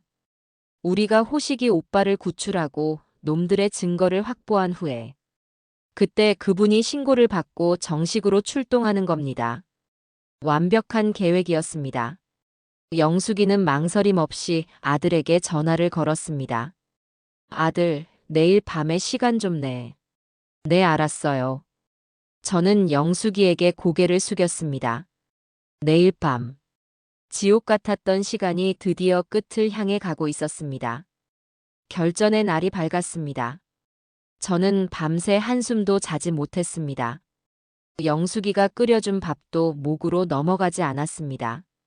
수진이는 아침 일찍부터 황 실장과 마지막 계획을 점검했습니다. 저녁이 되고 밤 9시가 되었습니다. 우리는 황 실장의 검은색 승합차에 올라탔습니다. 저와 수진이 그리고 영숙이. 영숙이의 아들인 차 형사도 사복 차림으로 동행했습니다. 어머니, 정말 여기 계셔야겠어요. 위험합니다. 조용히 해. 내 친구 일이야. 내가 끝까지 볼 거야. 영숙이는 아들의 말을 단호하게 잘랐습니다. 차 형사, 와줘서 정말 고마워요. 일단은 민간인 신분으로 돕는 겁니다. 현장이 확인되면 그땐 즉시 지원 요청하겠습니다. 차 형사의 눈빛은 어머니를 닮아 굳건했습니다. 황 실장의 팀은 2개조로 나뉘었습니다. 한 팀은 저의 남편 산소 근처에 매복했습니다. 금괴를 찾으러 오는 우지은 일당을 덮칠 준비를 마쳤죠. 그리고 저희가 탄 차는 마음을 치유센터로 향했습니다. 센터에서 조금 떨어진 언덕 위, 어둠 속에 차를 세웠습니다. 황 실장이 망원경으로 센터를 살폈습니다. 정문 경비 1명. 그리고 백 원장이 말한 믿을 만한 놈이겠죠. 센터 내부에도 1명 정도 더 있을 겁니다. 밤 10시가 되었습니다.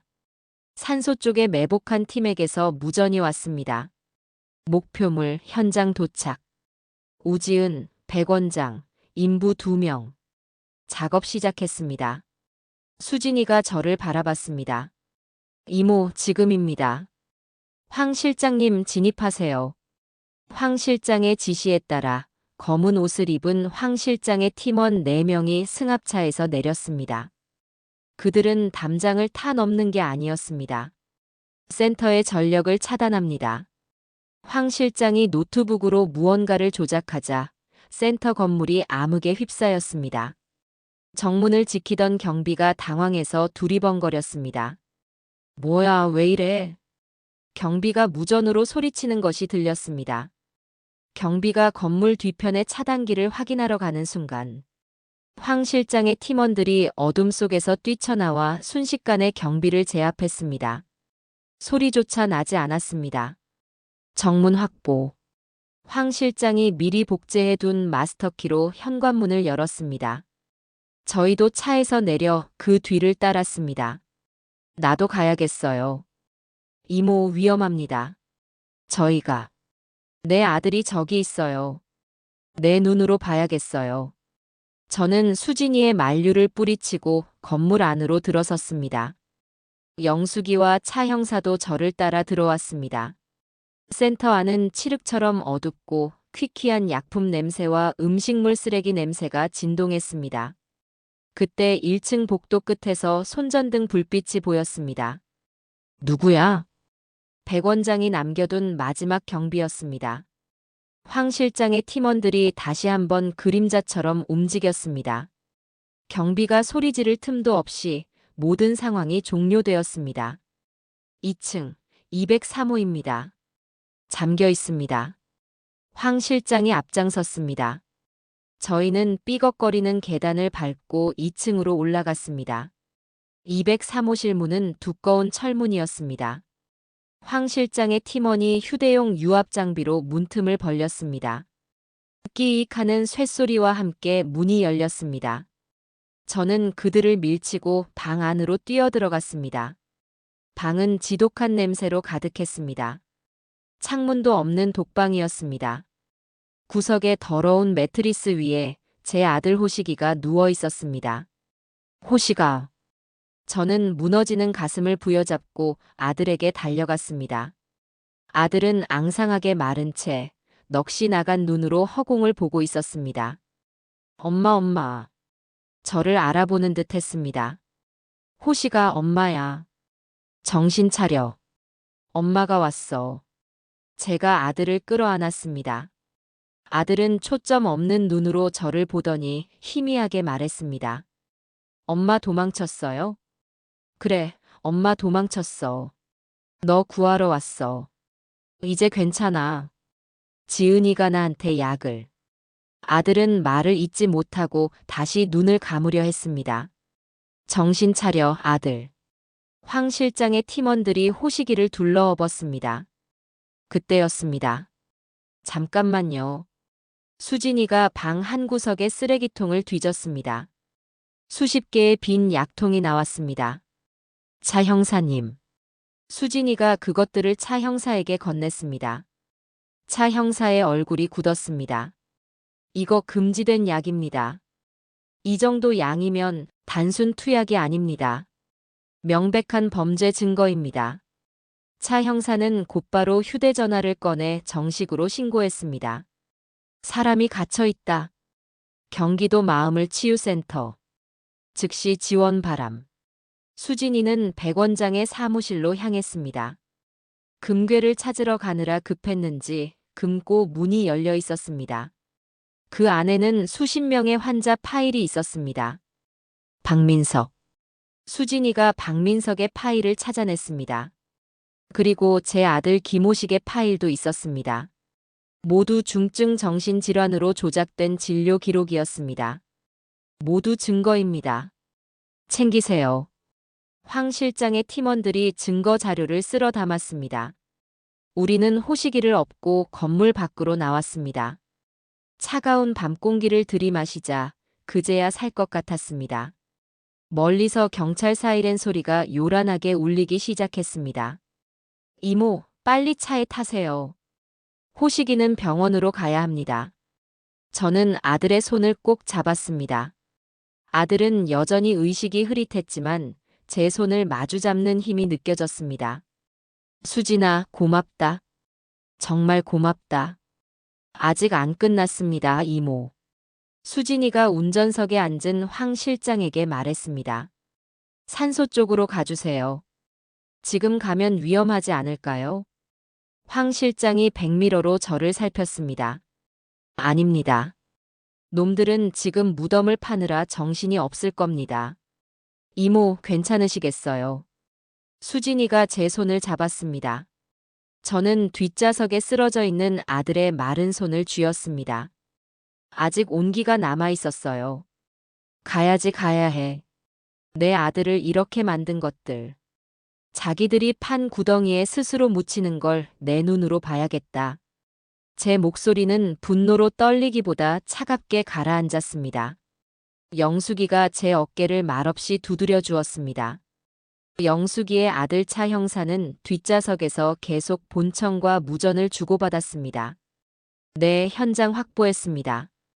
피해자 1명 확보, 병원 이송 필요합니다. 용의자들은 다른 장소에 있습니다. 살림법 위반 현장입니다. 네, 그쪽으로 인력 지원 요청합니다. 승합차는 어둠을 뚫고 다시 남편의 산소가 있는 곳으로 향했습니다. 차가 산 입구에 멈춰 섰습니다. 산소 쪽에 먼저 가 있던 황 실장의 팀원들에게서 무전이 왔습니다. 목표물 현장 도착. 우지은, 백원장, 인부 2명. 작업 시작했습니다.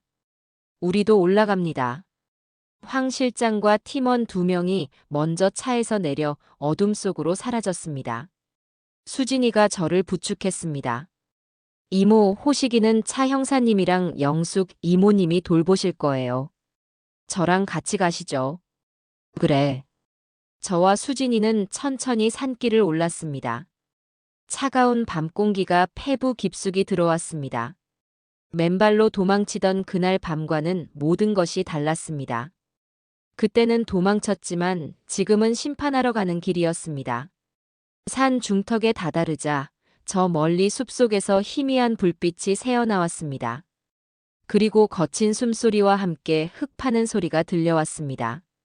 서걱, 서걱퍽. 가까이 다가가자 놈들의 목소리가 들리기 시작했습니다. 백원장, 여기가 정말 맞아? 우지은의 목소리였습니다. 잔뜩 날이 서고 초조함이 묻어났죠. 지도상으로는 여기가 맞단 말이야. 그 노인네가 여기를. 아까부터 파는데 아무것도 안 나오잖아. 인부들, 더 빨리 못해? 백원장이 인부들을 다그쳤습니다. 사장님이 건묘지 아닙니까? 인부 중 하나가 두려운 목소리로 말했습니다. 밤에 남의 무덤을 파는 건. 이거. 시끄러워. 돈 받고 왔으면 시키는 일이나 해. 금괴만 찾으면 너희한테도 두둑하게 챙겨줄 테니까. 백원장이 소리쳤습니다. 그때였습니다. 거기까지. 황 실장의 낮고 힘있는 목소리가 울려 퍼졌습니다. 동시에 황 실장의 팀원들이 사방에서 손전등을 켰습니다. 환한 불빛이 무덤을 파헤치던 4사람을 정면으로 비췄습니다. 남편의 봉부는 이미 반쯤 파헤쳐져 흉물스러운 모습이었습니다. 우지은과 백원장은 삽을 든 채 그 자리에 얼어붙었습니다. 두 눈이 공포로 커졌습니다. 누구야? 당신들. 백원장이 삽을 고쳐 쥐며 소리쳤습니다. 당신들 뭐야? 여긴 우리 사유지야. 우지은이 뻔뻔하게 소리쳤습니다. 사유지. 수진이가 어둠 속에서 천천히 걸어 나왔습니다. 저도 그 뒤를 따랐습니다. 우지은 씨. 아니, 그 이름도 가명이겠지만 수진이의 목소리를 듣고 그리고 제 얼굴을 확인한 순간 우지은의 얼굴이 경악으로 일그러졌습니다. 어머니 어떻게 여기에? 그럼 센터는? 우지은은 모든 상황을 파악한 듯 했습니다. 얼굴이 하얗게 질려 뒷걸음질 쳤습니다. 내 무덤이다가 애미야. 제가 조용히 말했습니다. 너가 금괴를 찾던 여기가 바로 너가 묻힐 곳이야. 말도 안 돼. 우지은이 고개를 흔들며 중얼거렸습니다. 그 순간 백 원장이 상황을 파악하고 우지은을 거칠게 밀쳤습니다. 저 여자 때문이야. 나는 속았어. 나는 저 여자가 시키는 대로. 시끄럽다. 황 실장의 팀원들이 순식간에 백 원장과 인부들을 제압했습니다. 우지은은 완전히 넋이 나간 사람처럼 그 자리에 주저앉았습니다. 내가 왜? 다 끝났는데. 김호식. 그 어리석은 사람만 처리하면 다 내 거였는데. 그때 산 아래쪽에서 더 많은 불빛이 올라왔습니다. 차 형사가 부른 경찰들이었습니다. 현행범으로 체포합니다. 경찰들이 우지은과 백 원장에게 수갑을 채웠습니다. 우지은은 그제야 정신이 든 듯 발악하기 시작했습니다. 이거 놔.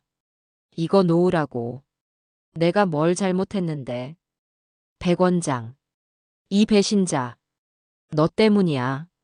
너가 그 금괴 소리에 눈이 멀어서. 너가. 우지은이 백 원장에게 달려들려 했습니다. 경찰들이 그녀를 거칠게 제압했습니다.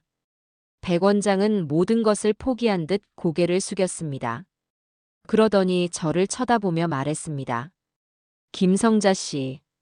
저 여자가 다 시켰습니다. 나는 그냥 저 여자가 시키는 대로 했을 뿐입니다. 저 여자가 당신 아들 그렇게 만들라고 했습니다. 약을 주라고. 평생 정신 못 차리게 하라고. 저 여자가 박민석이도. 닥쳐. 닥치라고 이 배신자야. 우지은이 악을 썼습니다. 차 형사가 그들의 입을 막았습니다. 모든 얘기는 서에 가서 하십시오. 당신들은 살림법 위반, 특수절도 미수 혐의가 추가됐습니다. 센터에서 벌인 일까지. 평생 감옥에서 나올 생각은 마십시오. 우지은이 수갑을 찬 채 경찰들에게 끌려 내려갔습니다. 저를 지나치던 순간 그녀가 제게 마지막 발악을 했습니다. 김성자 당신. 호식이가 어떻게 됐는지 알아. 그 인간 당신이 훔친 인감으로 당신 상가 넘겼어. 그 인간도 공범이야. 당신 아들도 똑같은 범죄자라고. 당신만 무사할 것 같아. 저는 며느리의 일그러진 얼굴을 조용히 바라봤습니다. 알고 있다. 그래서 내 아들도 죗값을 치를 거다. 하지만 너는 네가 지은 죄의 만배, 억만 배를 돌려받게 될 거야. 제 말에 우지은의 눈이 절망으로 흔들렸습니다. 경찰들이 놈들을 모두 데리고 산을 내려갔습니다. 시끄럽던 산속에 다시 정적이 찾아왔습니다. 저와 수진이는 파헤쳐진 남편의 무덤 앞에 섰습니다. 여보 미안해요. 당신 잠든 곳까지. 저 더러운 것들 때문에 훼손됐네요. 눈물이 왈칵 쏟아졌습니다. 수진이가 제 등을 쓸어주었습니다. 이모부도 이해하실 거예요. 이모, 우리가 이겼어요. 완벽하게요. 그래, 이겼구나. 저는 흙이 묻은 손으로 봉분을 어루만졌습니다. 이제 호식이한테 가자. 아들을 병원으로 데려가야 했습니다. 모든 것이 끝났지만 또 다른 시작이었습니다. 호식이는 곧바로 대학병원 응급실로 이송되었습니다. 저와 영숙이는 초조하게 응급실 밖에서 기다렸습니다. 수진이는 차 형사와 함께 경찰서로 가서 진술서를 작성해야 했습니다. 한참 만에 의사가 지친 얼굴로 나왔습니다. 보호자분. 네, 접니다. 우리 아들 어떤가요? 일단 급한 고비는 넘겼습니다. 하지만 상태가 좋지 않습니다. 의사는 말을 조심스럽게 골랐습니다. 살 수는 있는 거죠? 생명에는 지장이 없습니다. 하지만 본인의 의지가 중요합니다. 긴 과정이 될 겁니다. 저는 휘청거리는 몸을 겨우 가누었습니다. 영숙이가 저를 부축했습니다. 성자야, 괜찮아. 호식이 쟤가 어떤 애인데. 금방 털고 일어날 거야. 저는 말없이 고개만 끄덕였습니다. 중환자실 유리창 너머로 호식이가 보였습니다. 링거를 주렁주렁 매달고 텅 빈 눈으로 천장만 바라보고 있었습니다. 제가 알던 아들의 모습이 아니었습니다. 며칠이 지났습니다. 저는 병원 간이 침대에서 쪽잠을 자며 아들 곁을 지켰습니다. 수진이가 매일같이 병원으로 와서 상황을 전해주었습니다.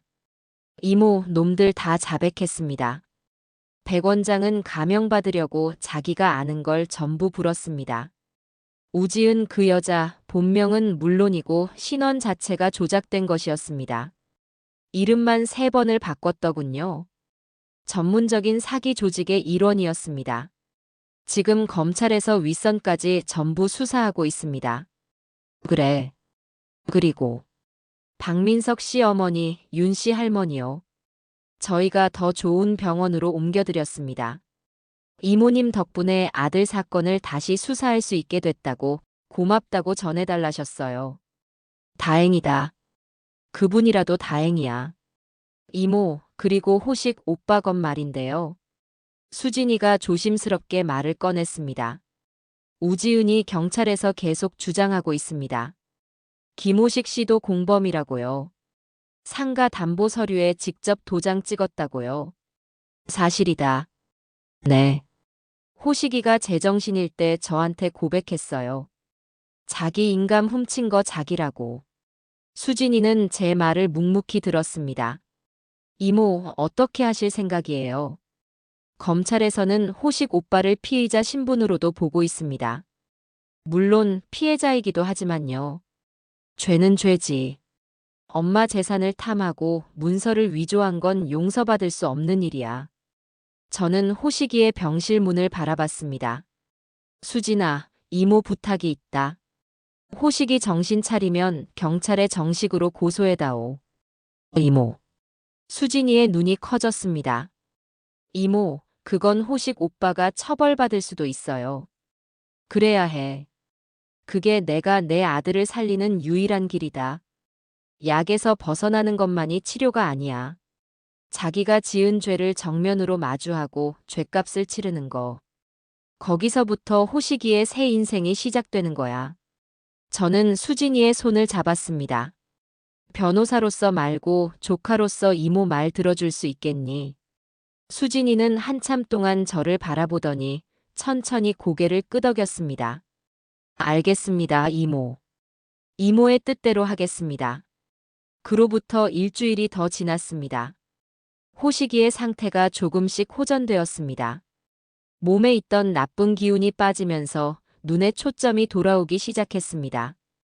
어느 날 오후 제가 죽을 떠먹여주고 있을 때였습니다. 호식이가 제 손을 잡았습니다. 엄마, 왜 그러냐? 더 먹어라. 엄마. 아들은 아이처럼 울기 시작했습니다. 내가 엄마한테 다 안다. 저는 숟가락을 내려놓았습니다. 내가 다 망쳤어요. 내가 엄마 돈 훔쳤어요. 지은이가 시켰지만 내가 한 짓이에요. 엄마 상간의 빚 때문에. 나 때문에. 호식이는 말을 잇지 못하고 오열했습니다. 저는 그런 아들의 등을 묵묵히 두드려 주었습니다. 한참을 울던 아들이 고개를 들었습니다. 엄마, 나 용서하지 마세요. 그래. 나 벌 받을게요. 경찰에 다 말할게요. 수진이가 이미 다 진행하고 있다. 호식이의 눈이 흔들렸지만 이내 고개를 끄덕였습니다. 네, 그게 맞아요. 그게 엄마 아들로서 제가 할 일이에요.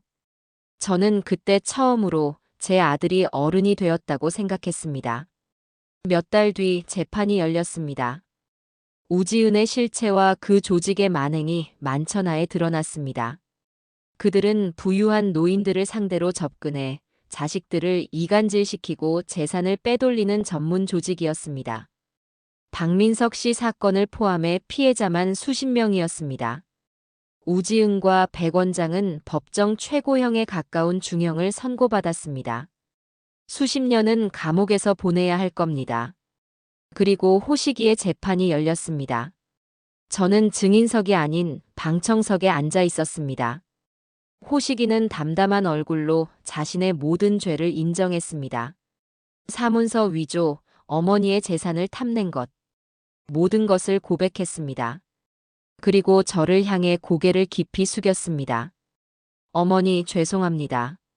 재판 내내 저는 눈물을 흘리지 않았습니다. 재판장은 호식이의 죄를 엄중히 꾸짖었습니다.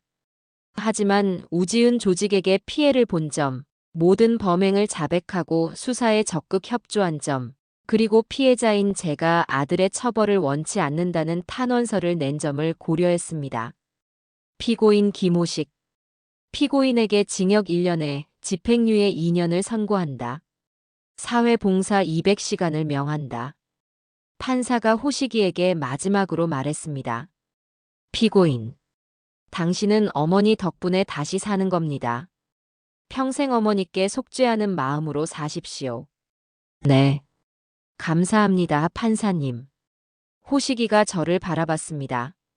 저는 말없이 아들을 향해 고개를 한번 끄덕여 주었습니다. 법정 밖으로 나왔습니다. 영숙이와 수진이가 제 곁에 서 있었습니다. 모든 것이, 정말로 모든 것이 끝났습니다. 재판이 끝나고 계절이 2번 바뀌었습니다. 저는 그 집을 처분했습니다. 지은이와 살았던 그 집, 맨발로 도망쳐 나왔던 그 집에 다시 들어갈 수 없었습니다. 그곳의 모든 물건이 저에게 아픈 기억을 떠올리게 했습니다. 저는 영숙이네 아파트 바로 옆동, 작은 평수로 이사했습니다. 오래된 물건들을 대부분 버리고 나니 오히려 마음이 가벼워졌습니다. 새 집에 짐을 푸는 날, 영숙이가 팥 시루떡을 쪄와서는 집안 곳곳에 놓았습니다. 성자야, 이제 정말 다 끝났다. 여기서는 좋은 일만 있을 거야. 내가 보증해. 영숙이가 제 손을 덥석 잡았습니다. 저는 그 따뜻한 온기에 그만 눈시울이 붉어졌습니다. 고맙다, 영숙아. 너 없었으면 난. 그런 소리 하지도 마. 우린 친구잖아. 앞으로 100년은 더 내 옆에서 귀찮게 굴어야지. 영숙이의 너스레에 저는 그만 웃음을 터뜨렸습니다. 며칠 뒤 조카 수진이가 새 집으로 저를 찾아왔습니다. 과일 바구니를 들고 온 모습이 꼭 딸 같았습니다. 이모, 집이 아담하고 볕이 잘 들어서 참 좋네요. 그래, 영숙이도 가깝고 마음이 편하다. 그동안 너가 정말 고생 많았다, 수진아. 무슨 말씀을요? 제 일인걸요. 수진이가 서류 가방에서 문서를 꺼냈습니다. 이모, 이제 모든 일이 끝났으니까요. 은행에 맡기셨던 신탁 해지하셔도 될 것 같아요. 재산은 다시 이모님 명의로 돌려놓는 게. 저는 수진이의 말을 가로막았습니다. 아니다, 수진아. 그냥 이대로 두자. 네.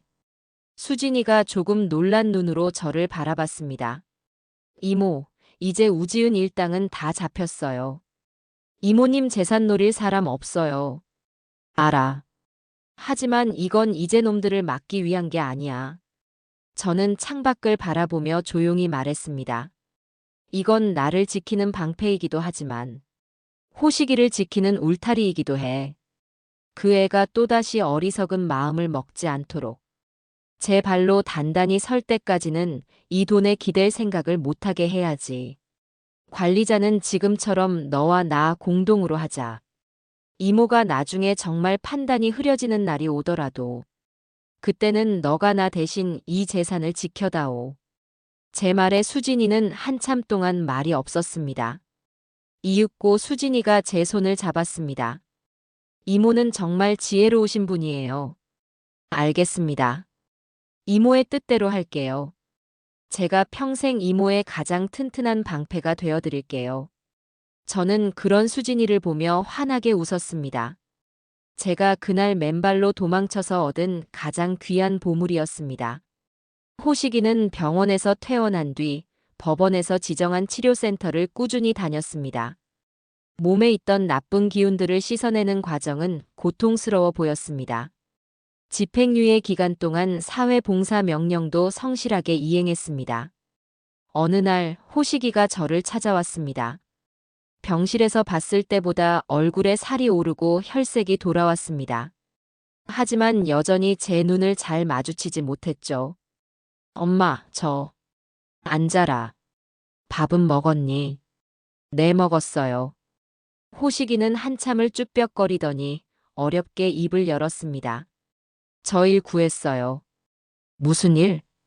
뜻밖의 말이었습니다. 네, 동네에 새로 생긴 식당인데 주방 보조로 들어가기로 했어요. 설거지도 하고 재료도 다듬고요. 그래, 잘 생각했다. 저는 애써 담담하게 말했습니다. 몸은 고되겠지만 마음은 편할 거다. 네, 알고 있어요. 열심히 해라. 땀 흘려 버는 돈이 얼마나 귀한지 이제라도 알아야지. 네, 엄마. 정말 열심히 할게요. 호식이는 제게 처음으로 허리를 깊이 숙여 인사하고 돌아갔습니다. 저는 그 뒷모습을 한참 동안 바라보았습니다. 한 달이 지났습니다. 호식이가 저녁 늦게 저를 다시 찾아왔습니다.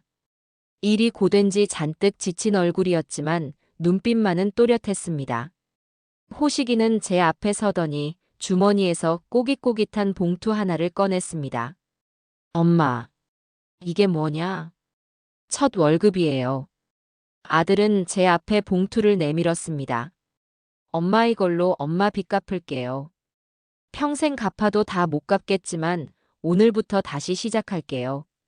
저는 그 봉투를 받지 않았습니다. 됐다. 그 돈으로 너 맛있는 거나 사 먹어라. 아니에요, 엄마. 제발 받아주세요. 호식이의 목소리가 떨리기 시작했습니다. 이건 제가 엄마한테 드리는 제 첫 속죄예요. 이거 안 받으시면 저는 평생. 아들은 제 손에 봉투를 굳이 쥐어주고는 고개를 돌렸습니다. 눈물을 참고 있었습니다. 저는 그 봉투를 받아들었습니다. 알겠다. 이 돈 엄마가 아주 귀하게 쓸게. 고맙다, 아들. 일하느라 고생했다. 제 말에 호식이는 그 자리에 주저앉아 어린아이처럼 엉엉 울었습니다. 저는 그런 아들의 등을 말없이 두드려 주었습니다. 그 봉투 안에 든 돈이 얼마이든 제게는 세상에서 가장 귀하고 무거운 돈이었습니다. 다시 남편의 기일이 돌아왔습니다. 작년의 그날과는 모든 것이 다른 따뜻한 봄볕이 내리쬐는 날이었습니다. 저는 더 이상 혼자가 아니었습니다. 영숙이가 한쪽 팔짱을 끼고 제잘거렸습니다. 날씨 한번 진짜 좋다. 호식이 아버지가 복이 많네. 수진이가 무거운 짐을 나눠들었습니다. 이모, 제가 음료수 챙겼어요. 이따 다 같이 드세요. 그리고 호식이가 제 뒤를 묵묵히 따랐습니다. 손에는 예초기와 깨끗한 돗자리가 들려 있었습니다. 흉물스럽게 파헤쳐졌던 남편의 봉부는 지난 가을 호식이의 손으로 직접 다시 덮었습니다. 이제는 그 위에 파릇파릇한 봄 잔디가 돋아나고 있었죠. 호식이가 땀을 흘리며 봉분 주위를 깨끗하게 정리했습니다. 우리는 정성껏 준비해온 음식을 차렸습니다. 여보, 나왔어요. 작년엔 아주 큰일이 있었지. 당신도 저 위에서 다 보고 놀랐죠. 그래도 이젠 다 괜찮아요. 저는 환하게 웃었습니다. 호식이도 정신 차렸고 여기 우리 수진이가 날 지켜줬어요. 참, 영숙이도 나 없으면 못 살겠다고 맨날 따라다녀. 영숙이가 제 옆구리를 쿡 찔렀습니다. 누가 할 소리를. 호식이가 묵묵히 술을 따르고 돗자리에 엎드려 저를 올렸습니다. 한참 동안 일어나지 않았습니다. 어깨가 가늘게 떨리는 것 같았습니다. 아들이 일어나 저를 바라봤습니다. 아버지, 죄송합니다. 그리고 엄마, 고맙습니다. 저 다시 살게 해주셔서. 그래. 이제 너의 인생 똑바로 살아라. 그게 너희 아버지한테 효도하는 길이다. 저는 아들의 어깨를 두드려 주었습니다. 우리는 산소에 둘러앉아 준비해온 음식을 나누어 먹었습니다. 봄바람이 부드럽게 불어왔습니다. 저는 깨달았습니다. 제가 그날 맨발로 도망쳐서 지키려 했던 것은 단순히 돈이나 집이 아니었습니다. 제 자신, 제 아들, 그리고 제 남은 인생이었습니다. 위기는 나를 무너뜨리기도 하지만 지혜롭게 맞선다면 나를 더 강하게 만들기도 한다는 것을요. 저는 제 모든 것을 잃을 뻔했지만 결국 제 모든 것을 지켜냈죠. 아니, 그전보다 더 소중한 것들을 얻었습니다. 저는 하늘을 보며 조용히 웃었어요. 참, 따뜻한 봄이었습니다.